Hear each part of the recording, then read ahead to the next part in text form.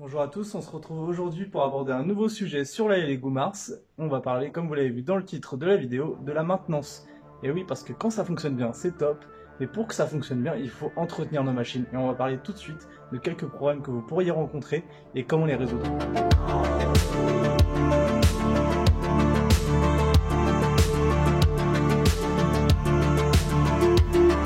Donc, comme je vous le disais dans l'intro de cette vidéo, on va parler un petit peu maintenance. On va pas aborder tous les sujets, on va pas aborder tous les points de la maintenance de la Lego Mars et des autres imprimantes 3D. On va aborder un point principal, ça va être la maintenance de l'axe Z de notre Lego Mars. Pourquoi? Parce que je rencontre aujourd'hui un petit problème. Malgré la maintenance faite sur cette imprimante assez régulièrement, je me suis rendu compte d'une chose et on va voir quel est mon problème directement en zoomant un peu sur la machine. Alors, nous voilà un peu plus près de l'imprimante, donc j'ai retiré au préalable mon plateau. Je vais vous montrer, donc si je fais descendre mon imprimante, ça fonctionne bien. Si je la fais monter, ça fonctionne tout aussi bien. Mais vous allez voir sur la tige filetée le problème que je rencontre. On voit comment ça va apparaître. Cette pièce-là, pour ceux qui ne le savent pas, c'est la partie basse de l'écrou anti-backlash. Donc c'est un écrou avec un ressort, donc c'est deux écrous en laiton, avec un ressort au milieu et des petites encoches qui normalement font que les deux parties restent l'une avec l'autre. Le problème c'est que ça a dû être mal monté puisque du coup normalement c'est pas du tout censé sortir. Si c'est bien monté, si les deux encoches sont l'une dans l'autre, c'est pas censé sortir.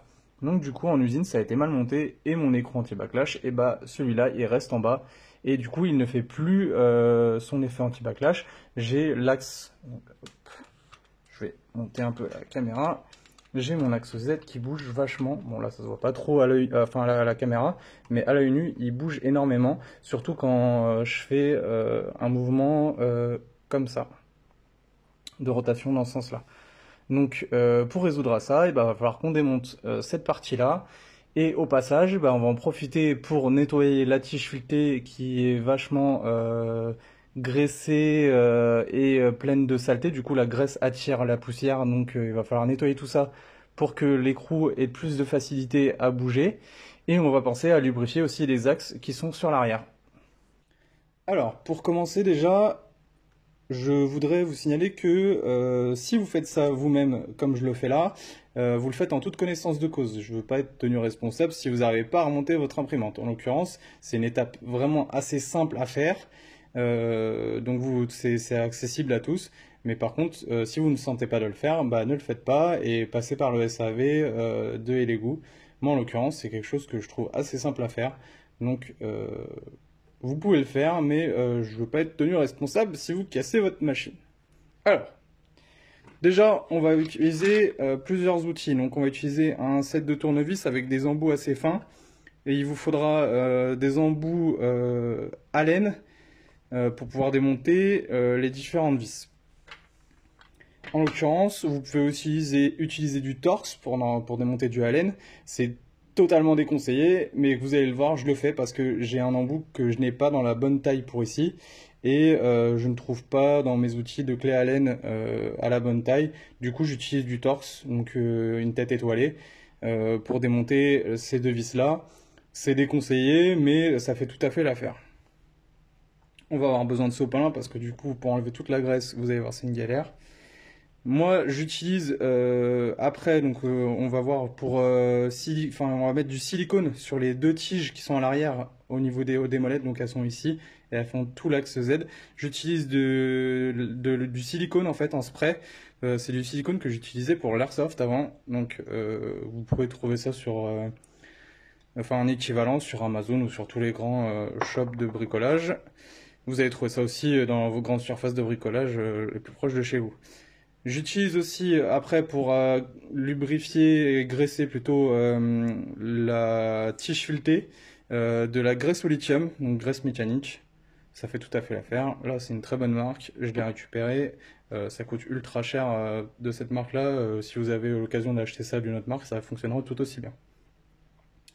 En l'occurrence, comme je vous disais, soit si vous avez du Torx, ça fait l'affaire. Moi, j'ai un kit de de clé Torx. Vous avez la même chose en Allen. Enfin, vous pourrez trouver l'embout qu'il vous faudra pour démonter les deux vis. Alors, on va commencer. Hop. Donc on va commencer par dévisser cette partie-là. Donc là, comme je vous disais, j'ai pas l'embout, donc comme je vais essayer de vous montrer, j'utilise du Allen et... Enfin non, du Torx, et en fait il faudra utiliser du Allen. En l'occurrence, j'ai pas la bonne taille pour ici, mais pour les autres, ça va le faire. Vous m'excuserez d'avance pour l'autofocus qui se fait sur mon téléphone, ça va peut-être pas être super agréable à la vidéo, j'espère que ça va pas vous donner envie de vomir, mais je vais essayer de faire en sorte que ça le fasse le moins possible. Pour commencer, je prends du sopalin et je vais le mettre sur l'écran pour éviter que si je fais tomber une vis ou n'importe quoi, ça tape dans l'écran, et comme vous savez, l'écran il est super fragile, donc pour pas le casser, je mets du sopalin plié en 4 pour qu'il y ait une petite couche d'amortissement au cas où il y a une vis qui tombe. Donc, je commence du coup avec les vis qui sont là. Ça, c'est des vis assez simples à enlever.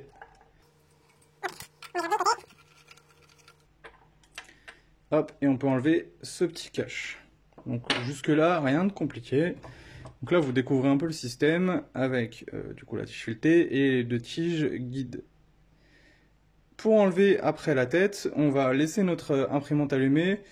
Vous ne le voyez pas, mais du coup, je suis dans le premier menu. Donc c'est le menu Tool. Et après, dans la première option, Manual. Donc comme je vous ai dit, j'avais bien enlevé déjà le plateau pour éviter que le plateau arrive embuté sur l'écran. Là, ça va être cette partie-là qui va arriver embutée dans le capteur optique en bas. Donc pour retirer la tête, eh ben, je vais la faire monter au maximum. Donc on appuie sur les flèches vers le haut en fonction 10 mm.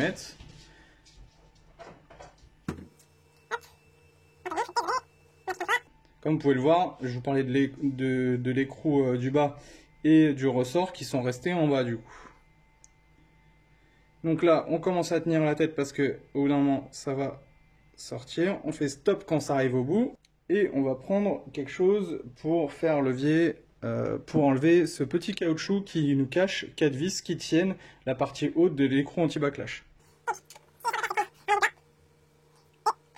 De faire doucement levier, voilà. Donc c'est juste collé. Et ça permet de libérer les 4 têtes de vis. Donc ça c'est pareil, on le met de côté. Du coup, quand on arrive là, il ne nous reste plus qu'à retirer du coup les 4 petites vis qui sont là. On ne touche pas à celle-là, c'est un cache qui cache les vis, que je vais vous montrer juste après. Qui cache les vis avec les 3 roulettes qui sont derrière. On tient bien ça pour pas que ça tombe sur l'écran parce que là, ça serait le drame. Et on n'a plus qu'à tirer vers le haut. Hop, c'est parti.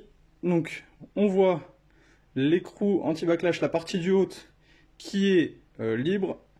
Et dans notre main, donc on a les 4 vis, on va les retirer avant que ça tombe quelque part. Donc les 4 vis, elles ont une petite rondelle à chaque fois, la perdez pas parce que ça permet que les vis ne se desserrent pas. On va les mettre de côté. Et du coup, on a libéré notre potence qui tient notre plateau. Donc comme je vous disais, il y a les 3 roues derrière qui se glissent de part et d'autre des tiges ici. Cette partie-là, ça permet de rentrer dans le capteur optique qui est juste en bas pour faire la détection du Z, 0. Et comme je vous disais, cette partie-là, c'est une partie plastique pour faire un cache pour éviter que la poussière rentre ici. Donc on va mettre cette partie-là de côté. Et on va s'attarder un peu sur cette partie-là.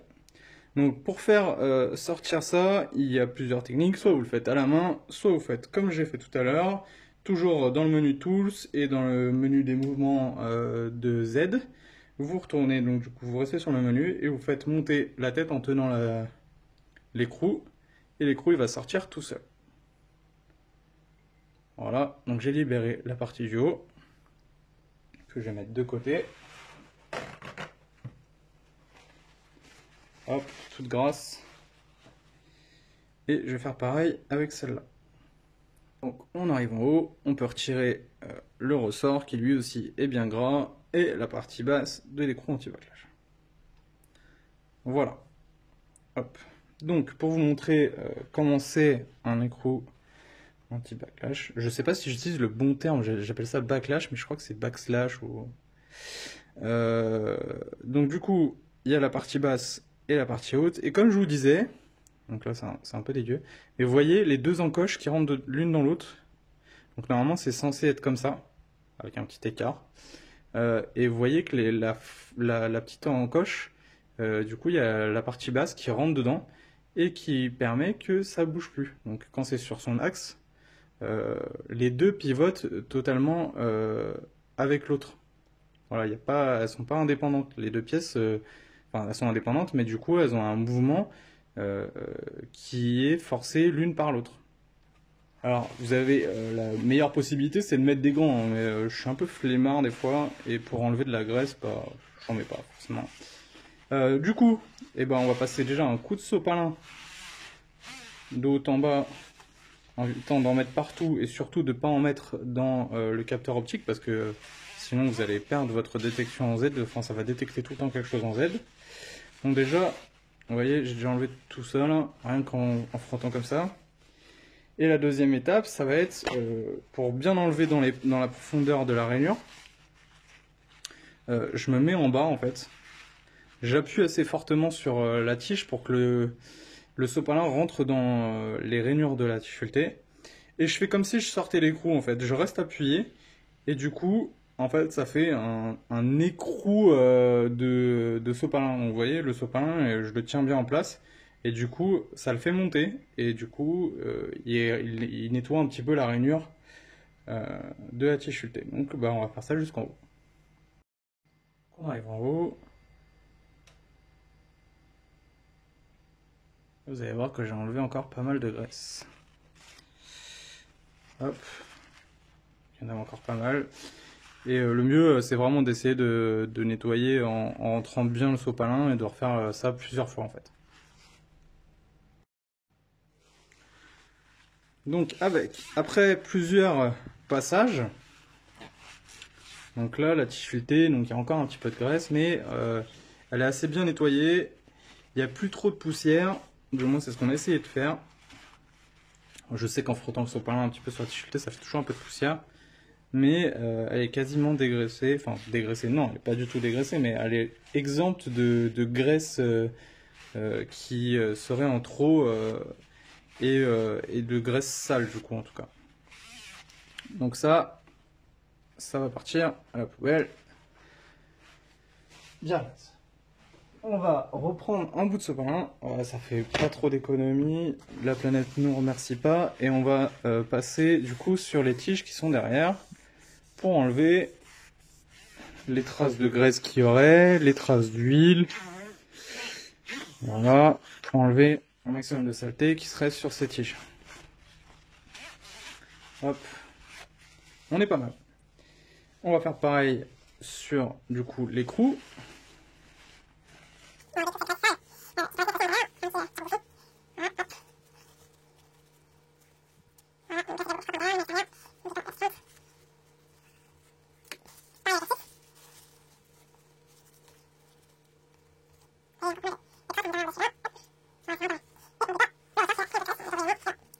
Donc là, on est pas mal. Ce qu'on va faire déjà dans un premier temps, c'est que du coup, on va remettre un petit peu de graisse. On va vraiment remettre pas grand chose en graisse. Il n'y a pas besoin que ça baigne dans la graisse.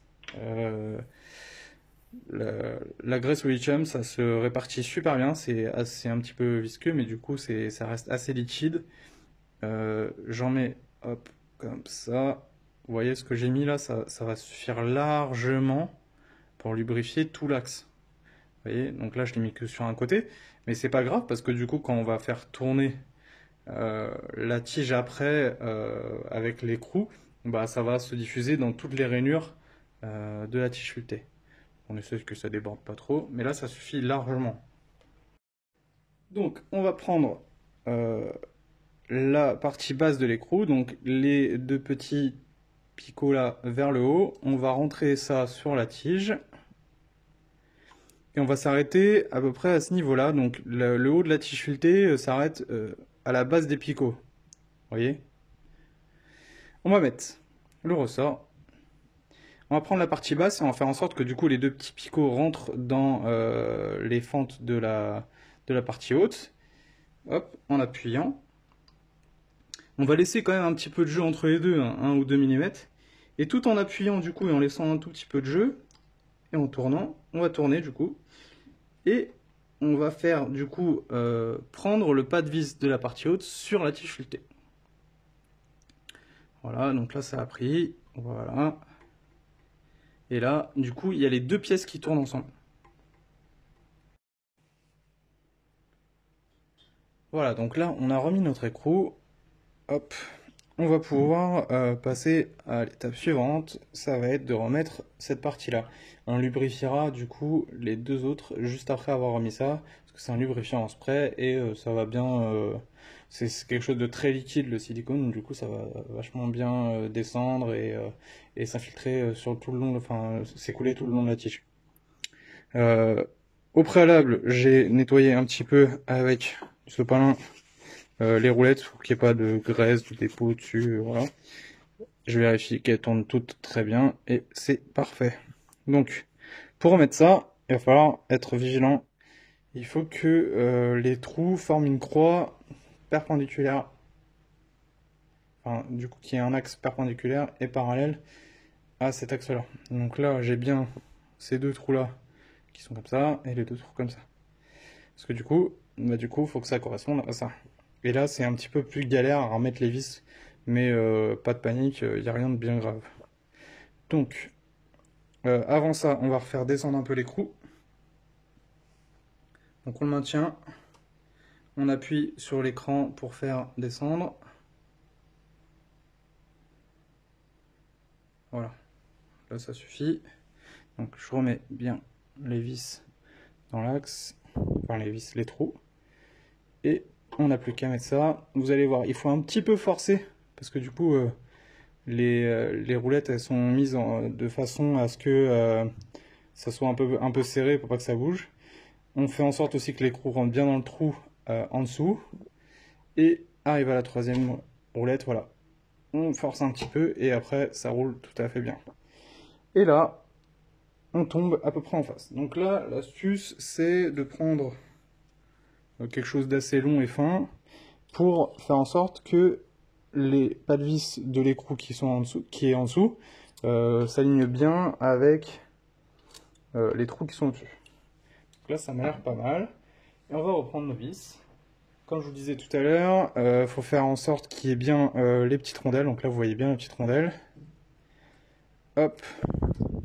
On va pas les serrer à fond. On va faire juste en sorte, voilà, que le pas de vis prenne un petit peu. Donc on le sent direct. La tête de la vis est cachée en fait, est en dessous le niveau de la pièce noire. On va faire pareil du coup avec les 4 vis. Voilà. Vous allez voir, il y a sûrement une ou deux vis que vous allez peut-être galérer à remettre. Et la technique, c'est de mettre le maximum du coup de vis que vous pouvez. Donc là, vous voyez, les trois rentrent très bien. Et si la dernière, elle n'arrive pas, vous reprenez du coup votre... Hop, je vais remettre un peu de focus.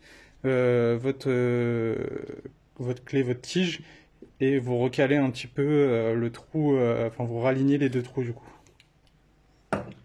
Hop, et la dernière, ça m'a l'air pas mal. Voilà, bah, les 4 vis là, elles rentrent nickel. Donc arrivé à cette étape là, bah, du coup on peut serrer.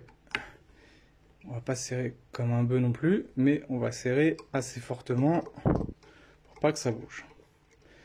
Toujours, si j'ai un conseil à vous donner quand vous bricolez, c'est toujours essayer de, quand vous serrez, de visser en croix en fait. Donc des côtés opposés, et après, enfin voilà, vous faites une croix. Pas les unes après les autres.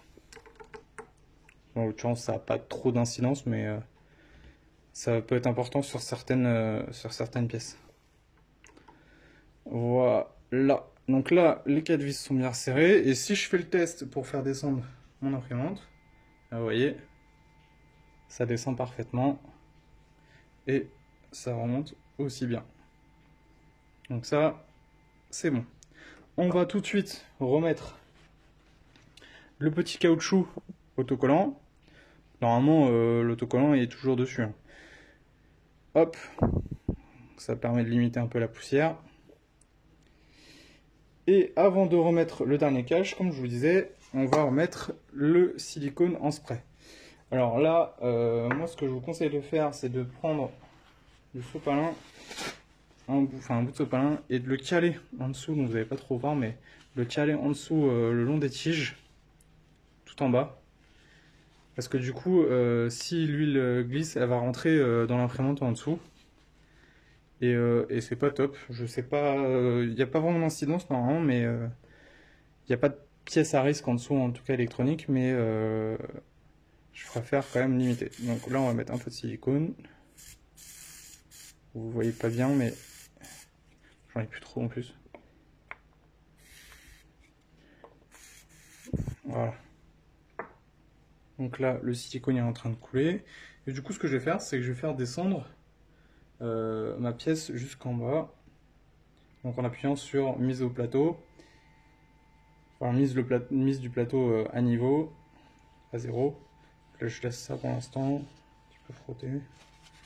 Voilà, le silicone, c'est vraiment juste pour lubrifier légèrement. Là, les roulettes, elles font leur travail. Et du coup, en faisant descendre cette partie-là, on est en train d'étaler et de faire rentrer la graisse partout dans les rainures de la tige sculptée. Ça nous permet aussi de vérifier qu'il n'y a pas un point dur, donc une petite poussière, une grosse poussière qui soit bloquée dans la tige sculptée. On le saurait tout de suite. Ça ferait un grognement et ça ne bougerait plus et le moteur ne tournerait plus. Donc on enlève un petit peu l'excédent de graisse.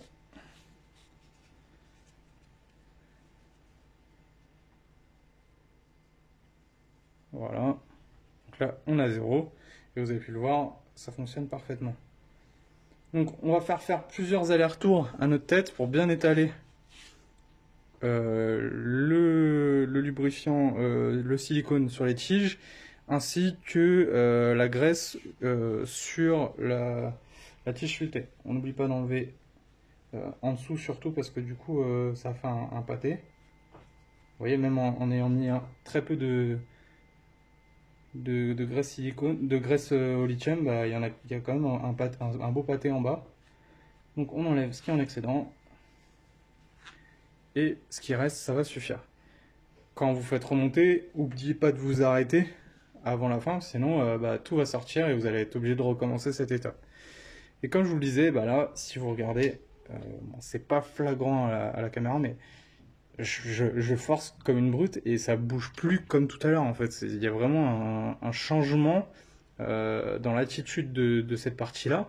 L'écrou anti-backlash refait son effet et on regagne de la précision en Z vraiment. Enfin voilà, on en gagne énormément là. Ça a tout changé. Voilà, ça bouge plus.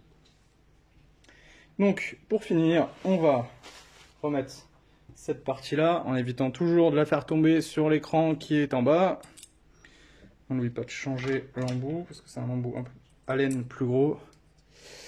Hop, la technique c'est de mettre au moins une vis, de ne pas serrer encore une fois, de mettre la deuxième.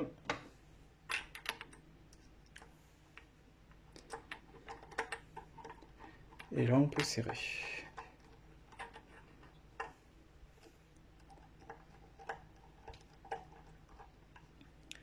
Voilà, et donc là, tout est remis en place, tout refonctionne nickel. Normalement, je dis bien normalement, vous n'êtes pas censé refaire votre mise à niveau de votre plateau, parce que du coup, l'écartement entre votre plateau et la butée qui se situe en dessous de son support, ça n'a pas changé. Par contre, je vous le conseille, ça coûte rien, en plus on vient de faire une révision de tout l'axe, donc c'est mieux, je pense, de refaire une petite remise à zéro de votre plateau. En suivant toujours la procédure indiquée dans le manuel et dans l'initialisation de votre imprimante, en dévissant du coup bien les deux vis sur le côté de la rotule du plateau, ce qui va libérer entièrement la rotule, et on refait la mise à zéro avec la rotule qui bouge, le plateau qui vient se poser contre l'écran, et après on resserre les vis de la rotule pour plus que ça bouge. Voilà. Donc ça, c'est pas obligatoire, mais je vous le conseille. Voilà, donc moi c'était ça mon gros problème. On a parlé, je pense, enfin voilà, c'était le sujet de cette vidéo. En maintenance, après, il n'y a pas grand-chose d'autre sur l'imprimante. Il y aura peut-être une vidéo sur le remplacement de l'écran quand celui-ci m'aura lâché. Je vous conseille aussi, si vous avez l'occasion, vous pouvez démonter les deux côtés, enfin au moins la partie arrière ou la partie avant de l'imprimante, et de bien nettoyer la partie avec le ventilateur en dessous pour éviter que les poussières s'accumulent et que du coup vous ayez une surchauffe de la machine inutile, ce qui risquerait d'abîmer prématurément votre LED, votre carte mère, votre écran. Donc pensez-y à nettoyer un petit peu la poussière sur votre machine. Voilà, je pense qu'on a fait le tour en tout cas de la maintenance assez quotidienne du coup de l'imprimante, enfin pas quotidienne mais assez régulière. Pensez à remettre régulièrement et à nettoyer cette tige-filetée pleine de graisse, parce que du coup on se rend pas forcément compte, mais les poussières elles restent totalement fixées là-dessus. Ça c'est aussi valable sur toutes vos imprimantes 3D et autres systèmes avec des moteurs pas à pas et des vis fileté, enfin des tiges filetées dessus. Moi je le fais régulièrement aussi sur la Hypercube Evolution. Sur l'axe Z, j'ai deux tiges filetées. Bah, souvent je démonte les écrans anti-backlash, je nettoie, je regraisse et je remonte ça. Voilà, c'est tout pour cette vidéo. J'espère qu'elle vous aura plu, qu'elle vous aura aidé si vous avez rencontré le même problème que moi ou que vous souhaitez entretenir la tige filetée en Z de votre imprimante. N'hésitez pas à vous abonner, ça fait toujours plaisir. Lâchez le petit pouce bleu comme tout le monde le dit, ça fait aussi très plaisir. Merci, vous êtes de plus en plus nombreux à me suivre et à laisser des commentaires tous les plus intéressants que les autres. Donc n'hésitez pas à donner votre avis, ma science n'est pas infuse, je fais peut-être des erreurs. Et pour les rectifier, il n'y aura que vous qui pourrez me le dire. Donc merci en tout cas de me suivre et à bientôt dans une nouvelle vidéo.